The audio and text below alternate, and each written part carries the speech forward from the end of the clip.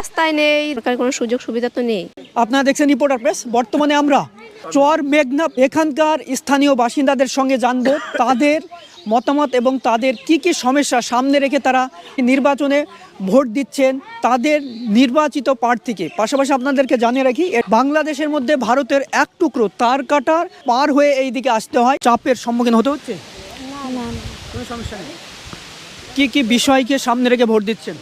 কি সমস্যা? এই রাস্তাঘাট, তার কাটা, এইসব সমস্যা করেই ভোট দিচ্ছি।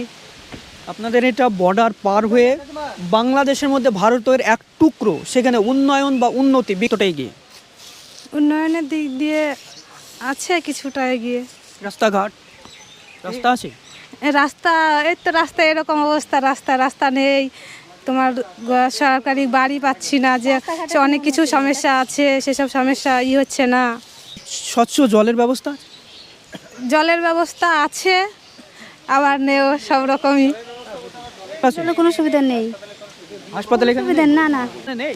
না, এখানে হাসপাতাল নেই। তার জন্য কোথায় যেতে হয়? করিমপুর, সেখানেও সেরকমভাবে সুবিধা মিলে না। এখান থেকে বাস চলে? না না না, নিজস্ব গাড়িতে? অটো টোটো সব ভাড়া করে। আমাদের সবই সমস্যা, গেটের সমস্যা আছে, রাস্তার সমস্যা আছে, জলের সমস্যা। কি সমস্যাকে সামনে রেখে ভোট দিলেন? ওই ভোট দিলাম, কোনো কিছু সমস্যা নেই।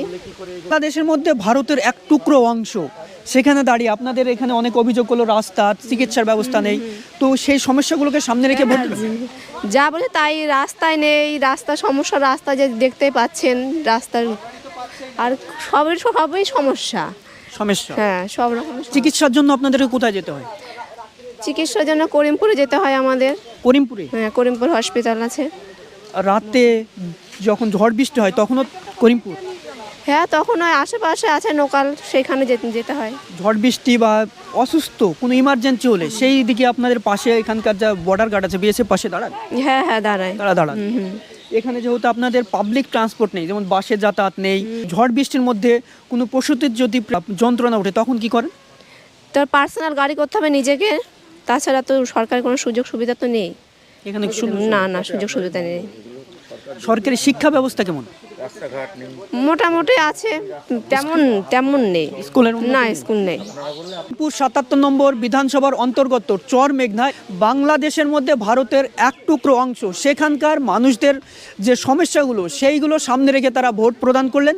পাশাপাশি তাদের যে রাস্তাঘাট, এখানে যে শিক্ষার ব্যবস্থা, চিকিৎসার ব্যবস্থা, স্বচ্ছ জলের ব্যবস্থা, সেই সমস্যাগুলোকেও তারা নজরে রেখে তারা ভোটদান করলেন এবং তারা জানাচ্ছেন যে এই সমস্যার এখনো সমাধান হয়নি এবং আশা রাখছে আগামী নির্বাচনের পর এই সমস্যার সমাধান হবে।